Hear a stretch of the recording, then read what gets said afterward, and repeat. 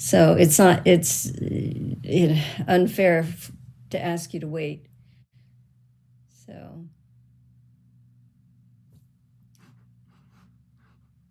but on the other hand, I don't want you interrupted once you start. Oh boy.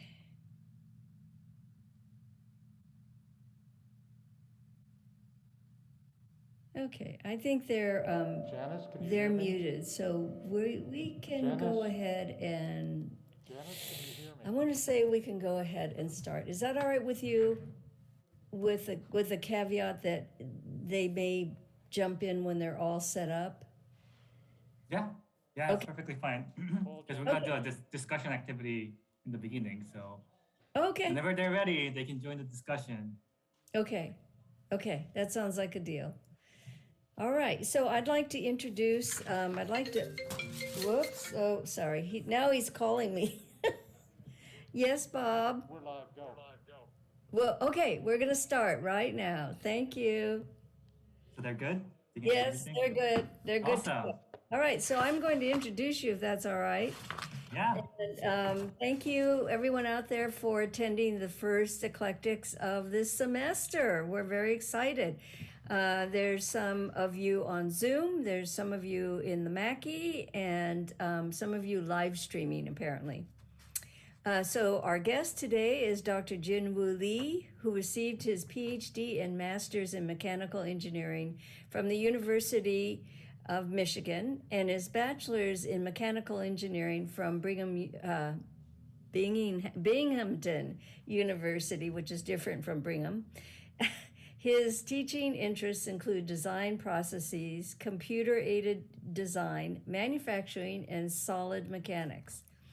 Dr. Lee's research focuses, on design theory and methodology, product design, medical device design, creativity and innovation, front end design processes, and engineering education. He was a National Institute of Health Fellow. Before pursuing his academic career, he designed and manufactured automated packaging machines. So it's my pleasure to introduce Dr. Jin Woo Lee. Thank you so much for that kind introduction, and thank you so much for having me here today. I'm excited to talk with you about human-centered design. So there's an interesting quote that says, "Everything is designed, but few things are designed well." So I want to start today's discussion by having you think and discuss amongst yourself what are some successful designs, what makes them successful. This can be a product, process, your experience that you had thought that it was really successful. And then the flip side of that, what are some of the bad designs and what makes them bad? So I'm going to send you to a breakout room. So you should have groups of 3 or 4 and think about successful designs and bad designs. And we'll do that discussion for about 10 minutes, come back and share some of our thoughts. Any questions before we do breakout room?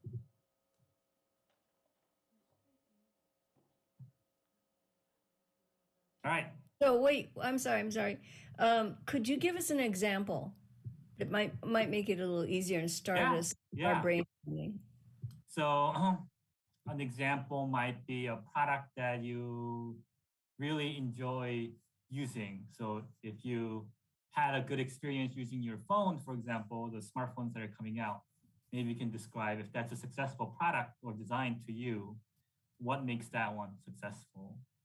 If you had a frustrating experience using a product or process or someone creating an experience for you, what made it so bad?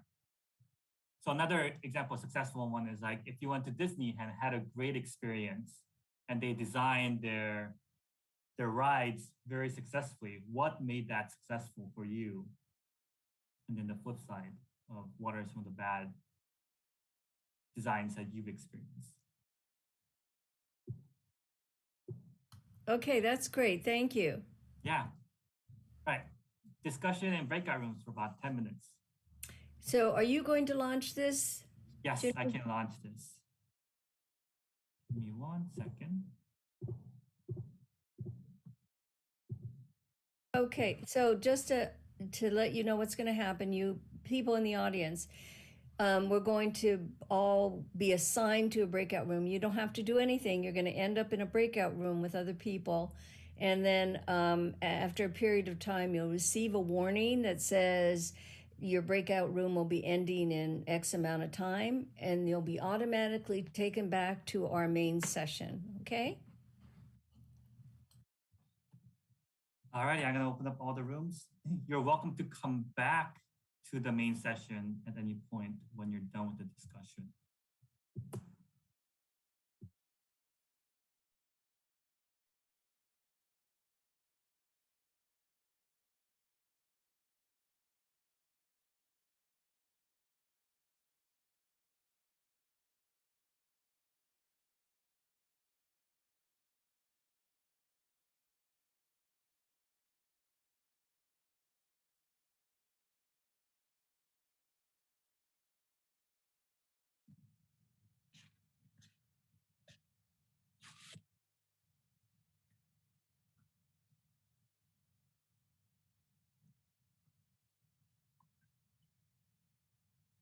Hello. Hello.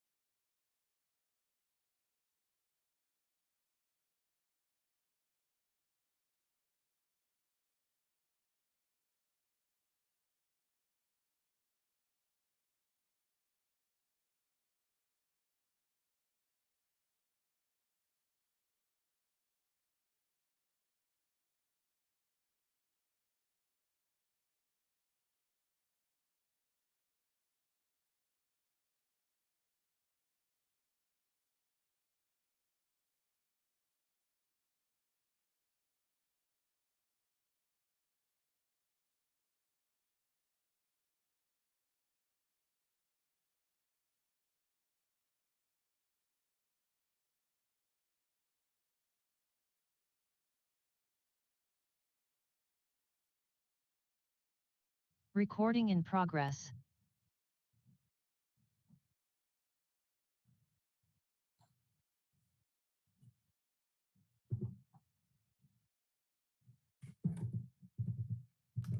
We're back. All right, we're back. I hope you had a good discussion. Does anyone want to share some successful designs and the reasons, as well as some bad designs and some of the reasons? Catherine, did you want to share from our group?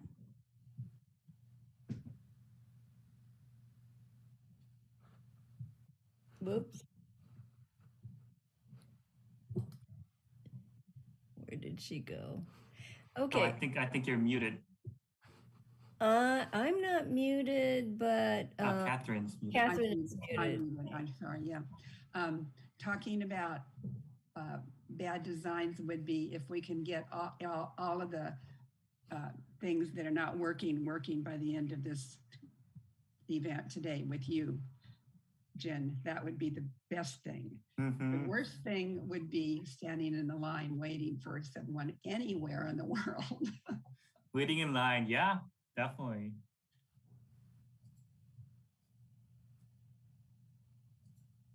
Anyone else would like to share?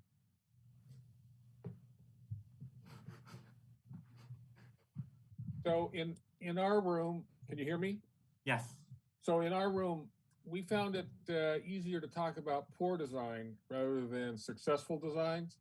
And there were complaints about uh, the iPhones being complicated, having to take classes and whatnot just to learn a little bit about it. And also just home computing in general being a difficult hurdle to cross when common solution to so many problems is to turn off your computer and reboot. That does not seem like a good design. So when things are complicated, it makes it difficult for the user to interact with that. Yeah, definitely. Thank you. Anyone else?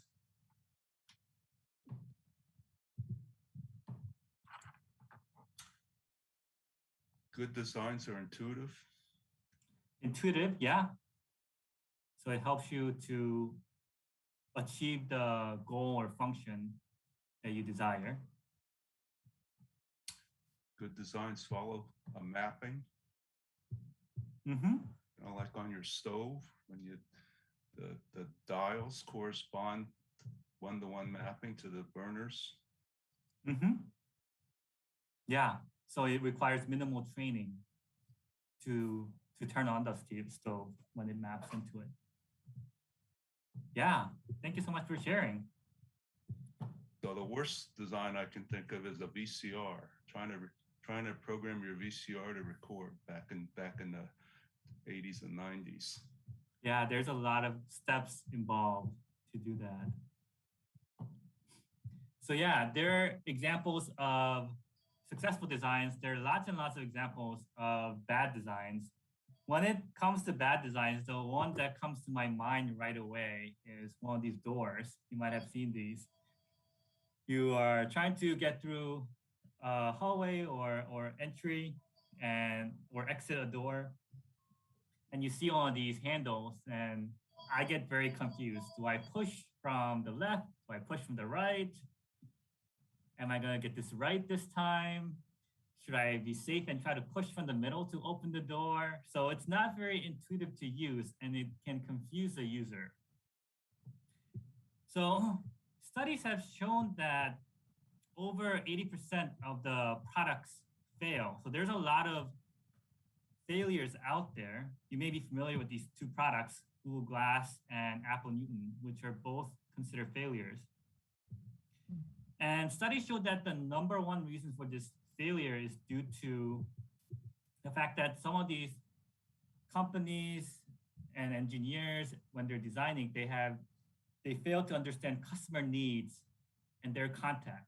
So how are they going to interact with the device? Are these devices ultimately meeting their needs? As engineers often prioritize technical functionality with minimal regards to how the technology could be implemented into the local context. And one of the reasons for this is because engineers often focus on designing for communities instead of designing with communities. So an example of that is engineers across the country aim to deliver products to address important social challenges and problems, such as providing clean water, food, and medical devices to rural communities. But many of these well-intended designs often suffer from minimal adoption or brief adoption and abandonment because engineers are not often equipped to work with communities to understand their context in solving their complex issues. So this is an image of a dumping ground for medical equipment that demonstrates the lack of adoption and early abandonment. So these products that are well-intended are not being used in their context. So there's numerous case studies featuring these failed technology projects completed by both engineering students and professionals. And in worst cases, these technologies have shown to do more harm than good in communities. So engineers can gain the skills to work with communities and deliver meaningful solutions through human-centered design practices. And human-centered design is a framework that considers human perspectives throughout the design process, and it begins by examining the needs and behaviors of people that we want to affect with our solutions. And studies have shown that utilizing human-centered design process has demonstrated to increase productivity, improve quality, reduce errors, increase user satisfaction, and reduce development costs. And the emphasis really is that when you understand the people that you're trying to reach and then design from their perspectives, not only you'll arrive at unexpected answers, but you'll come up with ideas that they'll embrace and they'll adopt. So I'm gonna give you two examples of how human-centered design has impacted communities and people, and how this type of design might be different from the traditional way of focusing on the technological functions at the end. So one example is that developing nations lack water delivery infrastructure. So studies showed that 2.1 billion people live without access to safe water in their homes. So family members, typically women and children, spend up to 6 hours a day collecting water from a well and walk about 6 kilometers carrying a jug of water in their head, as you can see in this picture. So engineers worked with rural communities to create what they call hippo rollers. So as the name implies, these are water jugs that can be easily pushed on the ground. This product can carry about 4 or 5 times more water than a typical jug that they're using, which means that that women and children can make fewer trips to collect water. So this product had a number of benefits. Fewer trips to collect water meant that children had time to go to school and be educated. More water allowed the community to start small-scale farms to produce crops and also generate profit. And at the end, the product was really integrated into a community to empower them and really improve their lives. So by understanding and working with the communities directly, engineers can come up with these innovative solutions to problems they're facing. And I want to give you another example of incorporating human-centered design that emphasizes users in mind. So this is an MRI machine that scans your body and takes detailed pictures of organs, bones, and any other internal body structures. So the procedure takes anywhere between half hour to an hour, and the patient is required to lay down on this uncomfortable bed, and they're pushed into this small opening like a donut. And the structure around it has magnets in there. So when the machine is operating, it makes loud noises. So imagine how uncomfortable you'd be as you lay in there in a small opening for an hour, hearing loud noises from all directions. So many people have claustrophobia, fear of confined spaces. And this was especially a huge problem for children. So children were not feeling comfortable going in there at all. So you have two choices. You tell children, be brave and embrace your fears, lay there for an hour and just get through it, or come up with a different design. Is there something better that the users will embrace? The issue was getting so bad to the point where as many as 80% of the pediatric patients had to be sedated to get the MRI. So designers really thought about how can we ensure that they have a better experience? How can we empathize with children especially? So designers added colorful lights and games and made the experience into an adventure. So children are going into an underwater adventure as they started the MRI scan. And some of them loved the experience so much that they wanted to come back the next day. So when you design with users in mind, you can completely change their experience from sedating children to having them enjoy this experience. So that's the beauty of using human-centered design to ensure that we really care about how the end user will interact with the device and what kind of experience they'll have at the end. So due to its benefits, human-centered design has been integrated into many successful engineering companies, including GM, Procter & Gamble, Siemens, Colgate, Samsung, and so on. And I want to share with you about the process of human-centered design. So again, it's all about the user. And first step is really you start with the problem that people are facing, oftentimes the vague problem. And you're empathizing with the user to understand their perspective and defining their needs are. So you look at the problem from multiple different angles to have a holistic understanding of the problem. Then you're ideating to generate potential solutions. Then you're prototyping your ideas, and then you're testing them. So the emphasis is, who are you designing this for? What are you designing? And then how are you implementing your solution at the end? So let's talk about the empathizing and defining your problem. And in these stages, human-centered design engineers use ethnography, which is a branch of anthropology that emphasizes studying individual cultures and their norms. So ethnography emphasizes using interviews and observations to be in their shoes, understand their role day to day. And the reason why we combine these two is that oftentimes people don't know what they want or cannot articulate their desires. So Henry Ford had this quote that if I had asked people what they wanted, they would have said faster horses. So this is in the context of when he was developing his automobile. When you ask people directly what they want, they have a hard time articulating their desires. Therefore, you have to be in their context, be in their roles, and make observations, as well as ask them questions to truly understand their need.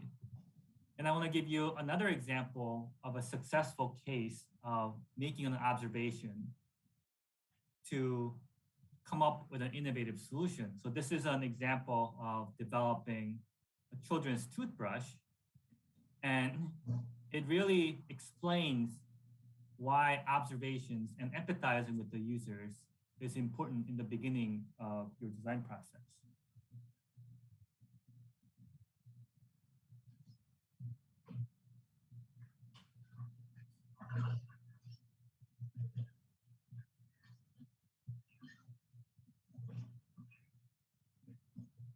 We're not getting the audio on this, Jin.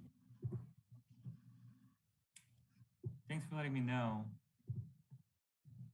Let's see.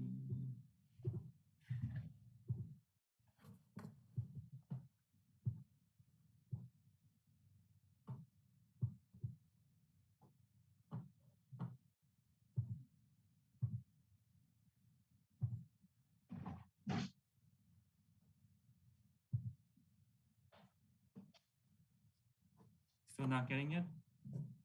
No, have you enhanced your video audio?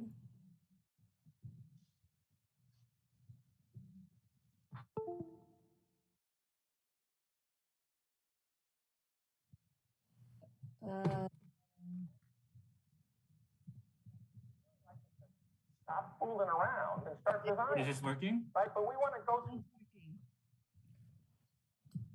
Did come through for a little bit there, yeah. Okay. Try again. About 10 years ago, we got Yep, approached by that's one good. of the largest oral health care companies in America, company you've probably heard of called OLLI. And they said, look, we'd like a new kid's toothbrush because ours is starting to get commoditized. It looks like a lot of kids' toothbrushes out there, and you can't have that. We want to be special, right?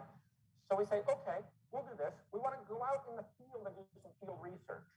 And they're kind of not sure about that. Like, it's not rocket science. We're talking about kids brushing their teeth. How hard could that be, right? They would really like us to stop fooling around and start designing, right? But we want to go through this process, this observation process, because we think almost always you can spot opportunities. And so we go out, and we're on like the first day of observation, and we make a small discovery. Small discovery we make is that every kid's toothbrush in the history of the world has had the same implicit assumption. It's a logical assumption. It just isn't exactly right, which is the assumption always was parents have big hands, kids have small hands.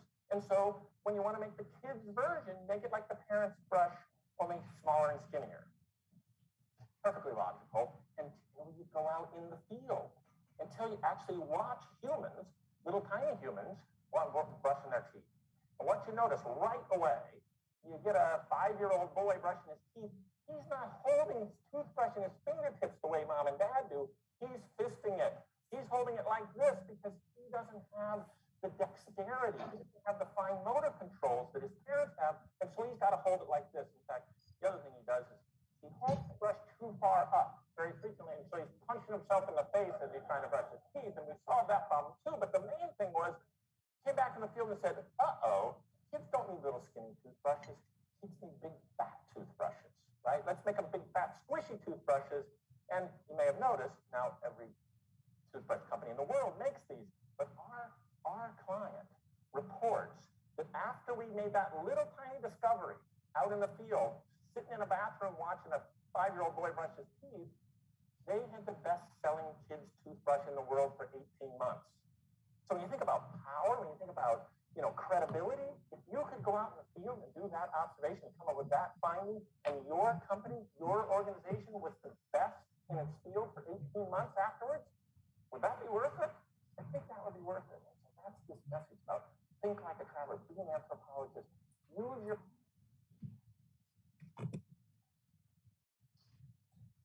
So that video just describes the importance of making the observation instead of assuming what your user would want, to make sure that you're ultimately meeting their needs. As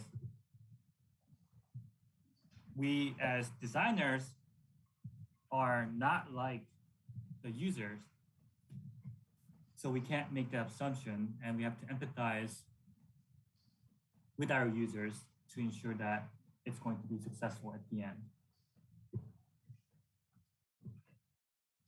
So after we empathize and define the problem that people are facing, the next step is ideating.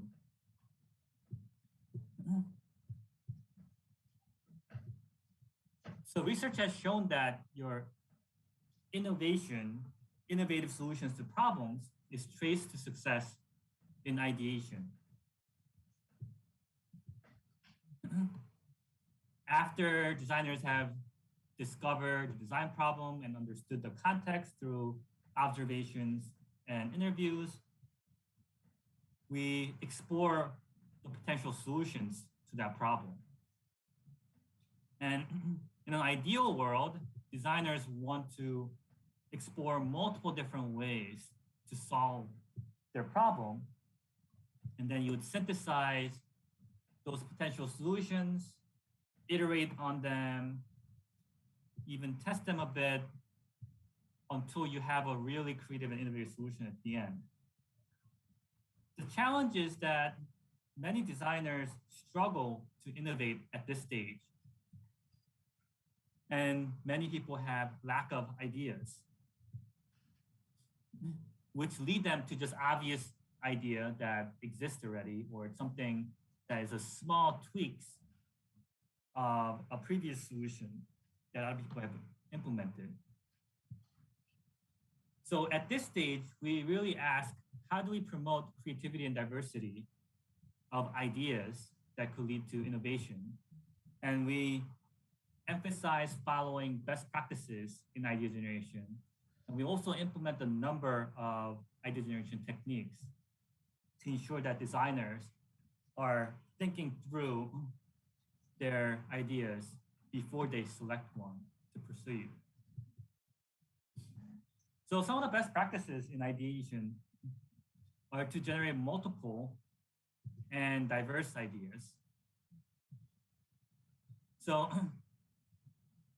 one design firm that implements human-centered design encourages their design team to generate at least 100 different ideas to solve the problem. And these ideas have to have different approaches, and then they need to have distinguishing features for solving the problem. Another step that's really important is to minimize potential solutions. And it's one of the hardest things that designers do when they're coming up with ideas. But at this stage, it's really important for designers to emphasize on the quantity instead of the quality of ideas. And then we emphasize that we draw all your sketches of ideas and make each sketch valuable in communicating an idea. So it's a way to visualize the idea, share their ideas with their team and their clients. And it doesn't need to be a piece of art like the image on the left. It's a water collection mechanism. It's not the prettiest image, but it communicates how the solution might be implemented. Versus on the image on the right, it's a bucket, but it does not, it's a really good drawing, but it does not communicate how the design is going to be implemented. So we emphasize that sketches need to be valuable in communicating an idea. And then last, we emphasize that we need to avoid fixation, which is a premature commitment to your first idea. So it's common for people to come up with first or second ideas, and they really want to pursue those ideas. But we help engineers deviate from those initial ideas. As research has shown that designers to start to generate more novel and innovative solutions after generating 8 ideas. So really build on the previous ideas, continue to generate a large quantity of ideas so that it becomes an innovative idea that deviates from what exists already. So I'll give you an example of why successful ideation is important and why it's good to build on ideas and minimize evaluation as much as possible in the early stages. So the example is that in US, winter causes lots of problems, particularly due to snow and freezing rain in different parts of the world. One energy company had issues in winter because their power lines were accumulating ice. So a half-inch accumulation can add 500 pounds of extra weight that can lead to damages and power outage.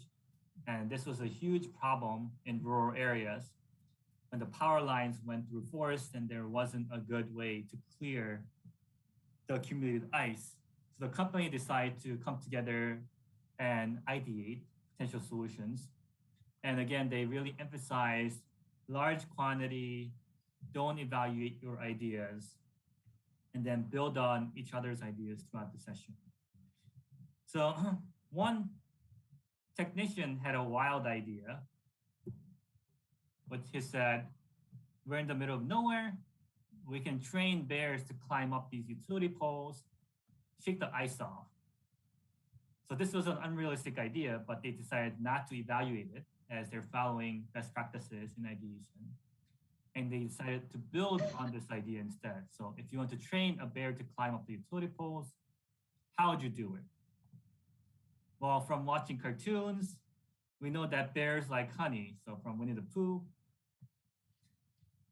So they're thinking, can we put honey on top of the utility poles? Okay, unrealistic, but continue to build on it, don't evaluate it. They asked, how can you go about doing that in a rural area? Well, you can use a helicopter to to drop honey on top of each pole. And then one person said, with a helicopter, do you really need to have honey if you fly over the utility poles? With a helicopter, the wind should be sufficient to shake off the ice off the power lines, and using a helicopter to fly over these power lines actually became a potential solution, and they implemented it, and it actually worked sufficiently.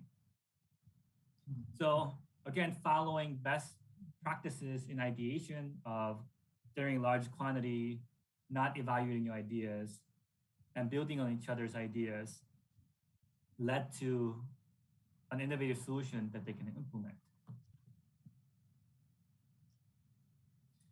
So after you empathize with the user, defining your problem, ideating to generate potential solutions, prototyping and testing are important steps before you implement your final solution. So prototyping provides a means to iterate your design and make improvements.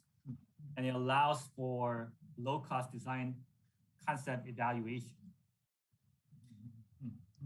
So some of these prototypes are what we call low-fidelity prototype, which is very simple representation of that design. So this is an example of Nintendo prototype using a cardboard. So as you can imagine, having a cardboard is much simpler to test your idea versus having a fully developed prototype with all the functions embedded in it. And you can prototype anything from products, processes, services, and experiences. So this is a number of different prototypes of device. And on the right, they can prototype a service or experience by setting up the environment and having a customer go through that experience without, again, fully setting up everything in detail. So there are a number of different benefits and roles of prototypes. Prototypes help to enable communication, it aids in learning, and informs decision-making. And this is how engineers use prototypes to ensure that their final design meets the intended function and meets all the user requirements. Let's talk about enabling functions first. So having a prototype helps engineers to explain their concepts to their customers early on. So there's a saying that says that picture is worth 1,000 words. So when you have prototypes, so in this case, engineers have a prototype of a drill-powered mixer, the conversation changes with a user. They can interact with it, they can provide direct feedback to ensure that engineers are designing the right thing. And this is something that the customer desires at the end. So this is done early in the stage. Again, making a paper prototype might take an hour or two versus having a fully developed product people might spend weeks just to develop that. So by having a low fidelity prototype, they're getting feedback early on. Along with that, it aids in learning what is missing, what can be improved. So these are early stage prototypes of Google Glass. And prototypes allow early testing of important subcomponents during the development of new product. And on the business aspect, prototypes build buy-in and trust in stakeholders and investors, specifically for risky concepts. So as engineers think about their prototypes, they demonstrate components of them, and demonstrate to their stakeholders and users that some of these challenging concepts can be doable. Along with that, it creates an opportunity for users to, to interact with it, and it provides opportunities for engineers to create authentic customer experience. So this is a prototype of an airline experience, right? Instead of setting up everything in an airplane, flying up the airplane and going through the process, they set up what the experience would be like inside an airplane in a warehouse, and creates this authentic customer experience to ensure that what they design is something that the customer will buy into. And ultimately, it informs decision making. So by prototyping a number of times, and through this iteration, you have small decisions that are made. So this is an example of how an Oral-B toothbrush was developed over time. Prototypes aid in incremental decisions on a daily basis to make improvements. At the same time, it helps in making large decisions. So prototypes help in deciding the team to pivot directions or cancel the project altogether before they go too far. So it provides both small and large decision making. So there are best practices of using prototypes to ensure that you're implementing your design in a successful manner at the end. First one is, it's important to prototype different concepts in parallel. So again, after you have a number of different ideas,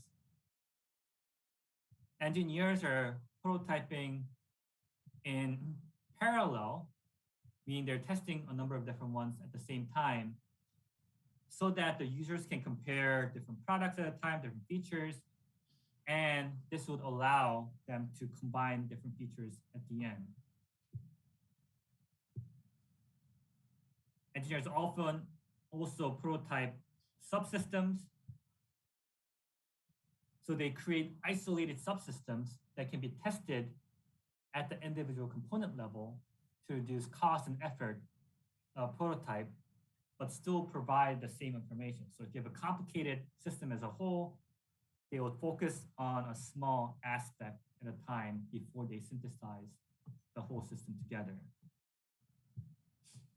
And then prototyping early and often. So prototyping should be done as early as possible to avoid critical failures near the end of a project. So when you're still in this conceptual idea generation phase, it's much easier to pivot and change directions based on your user feedback before you're ready to make this into production. So when you have this project timeline, it's cheaper to fix an error at an early stage versus fixing similar errors later in the project timeline. And we view this as, instead of having one prototype that you create, which gives you very little information, have multiple small failures, right? You have your paper model that you send it to the user, and they might say, oh, this is not the feature that I'm looking for.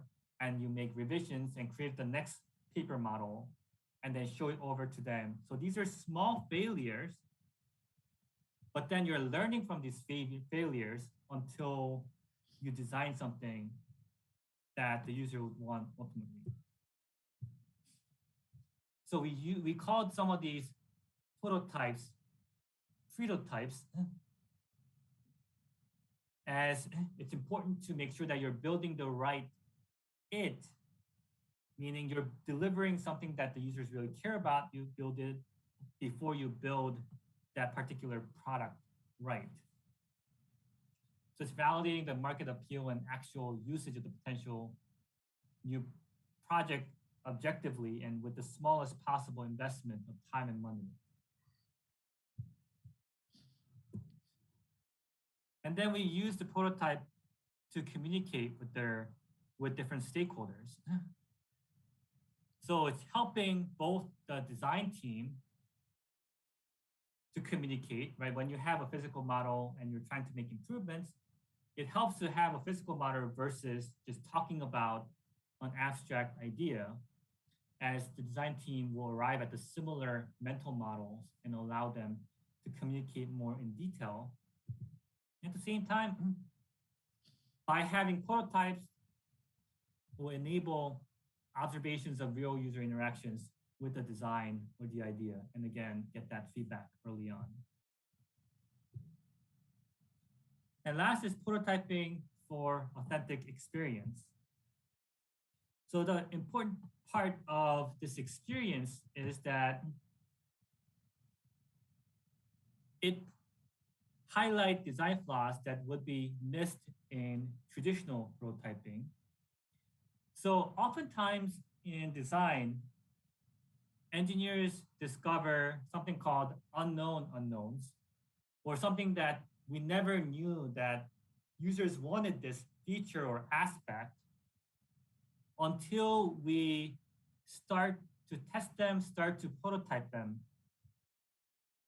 to get their feedback. So prototypes really shine light into, are these features that's something that people desire? Are we going the right direction in terms of meeting their requirement? Are there anything that the users have not articulated before that we're discovering to make sure that those are incorporated into that final design? And here's a famous quote by James Dyson. You might have one of these Dyson vacuums at home. He said, from cardboard and duct tape to ABS polycarbonate, it took 5,127 prototypes and 15 years to get it right. And even then, there is more work to be done. So when this Dyson vacuum was developed, it wasn't developed through a single prototype. He had over 5,000 different prototypes using low fidelity prototype of cardboard to more refined prototypes using ABS plastic to their final prototype. And this iteration took place over so many years to get it right. So with this framework, we have Human-Centered Design Initiative that has recently launched at Cal State Fullerton. And the goal is to empower engineering students at CSUF with the ability to design solutions for social problems in Orange County and beyond. So we are training our engineering students to solve important problems in Orange County. So there are a number of benefits of this initiative. So we're engaging with the communities to deliver solutions based on their needs. So I emphasize that we'll be designing with the community versus for community. And students will listen to their clients, understand their needs, go in to do field work to really view the world through their lens, to ensure that they're delivering a product that their communities desire. And the initiative will also support our engineering students in mastering skills necessary to be successful as engineers. The National Academy of Engineering published a paper describing the skills needed to be successful as engineer in 2020 and beyond. And engineers need to be equipped with skills that may not be traditionally taught in classroom, such as practical ingenuity, creativity, project management, communication, so engaging with your client and stakeholders. And studies have shown that many of these skills are developed through design experiences to help them prepare students to transition from school to work. So the initiative aims to develop these important skills to make sure that their students are successful after graduation. And another benefit is that this initiative can increase student retention as these real hands-on high impact design experiences to enhance their education have been shown to increase retention. So there's an urgent need to ensure that students, especially the underrepresented minority groups, succeed in engineering program, as engineering schools attract some of the brightest students, but nationally, only about 20% of underrepresented minority students complete engineering programs within 5 years. So the impact of the work that we're doing at Cal State Fullerton is that we're currently scaling up to work with community organizations. The goal is to work with 10 community organizations per year. And currently we have 3 projects going on. The first project is with UACRE on campus, which is a research and community outreach organization that work in areas of food security, nutrition sufficiency, and environmental justice. So one project relates to examining bee colony status as declining bee populations pose threat to global food security and nutrition. So how can we support the health of the bee colonies in Southern California and provide that accurate information so that beekeepers ultimately can make those adjustments to ensure that their bees would survive. We're also working with the city of Fullerton to develop solutions to address the hygiene needs for the homelessness in downtown Fullerton. So the city has tried placing portable washing station and porta potties around the transportation center, which became vandalized, damaged, and extremely unsanitary no matter how often they clean. And permanent restroom facilities are costly to maintain and must be locked as they can attract criminal activities and or become sleeping areas for people experiencing homelessness. So there's a lot of challenges delivering something that's meaningful that can be adopted by both the city and people experiencing homelessness. So this is a project that we're actively working on. And we're also working with the Arboretum on campus to provide education opportunities for the visitors, especially the children, as they want to learn more about the nature, and we want to provide hands-on learning opportunities for them.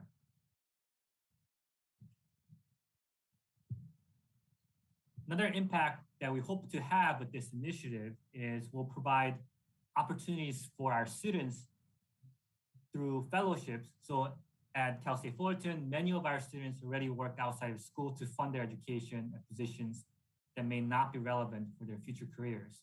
So we want to provide paid internship opportunities. By helping them work on these projects to focus on their education and create opportunities to develop important transferable skills. And this will in turn help them be marketable when they graduate.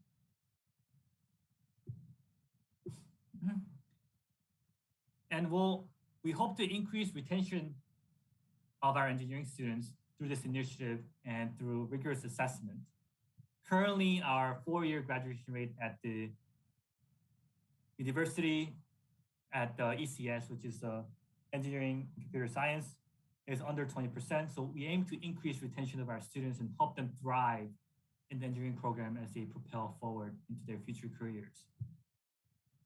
So ultimately, we aim to train problem solvers who will incorporate human-centered design principles to make a positive impact in our communities. So with that, I will wrap up the presentation, and I'd be happy to take any questions.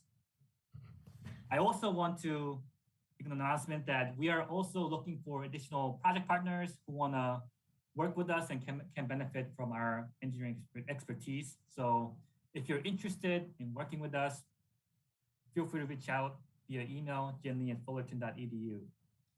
And I'll open it up to any questions that you have.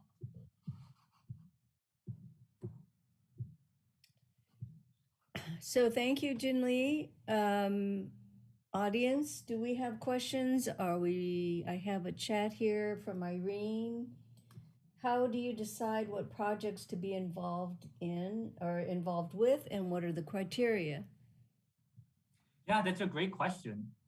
So we have discussions with organizations around Orange County, and something that some of the criteria that we're using are, one, we're still training our students, and the project does take some time to complete. So typically it takes a year or more to deliver a meaningful prototype. So one of the criteria is we stay away from projects that are urgent. So if you need to develop something within the next couple months, they'll be challenging given some of the constraints that we have. Another criteria is that we are building a team of interdisciplinary students and faculty for this initiative, but currently a lot of the expertise still resides within engineering.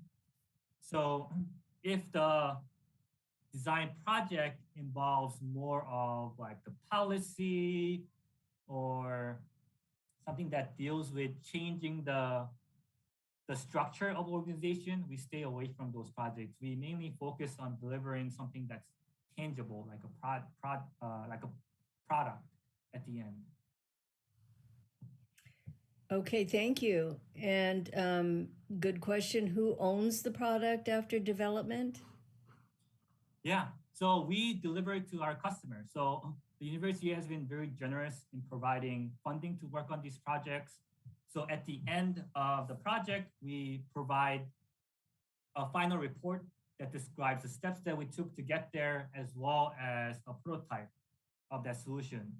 Another thing that I'll emphasize here is that oftentimes the prototype that we deliver is not as fine-tuned as some of the commercialized devices out there. So we provide a high fidelity prototype, but it still may need some fine tuning before it's ready to be commercial scale. We don't go up to that final step. Okay. Bonnie would like to know how to follow the project regarding the homeless way to increase cleanliness. So I guess the project you mentioned, right? So we have annual ECS showcase, typically the first week of May. So the projects we presented there. There will be also news articles coming out in the future regarding some of these projects. And then we're in the process of building a website. So when that website is completed, and we'll upload all the ongoing projects and progress of those projects as well. So could you send a link to us so that we may be able to include it in one of our communication vehicles? Mm-hmm. Yes.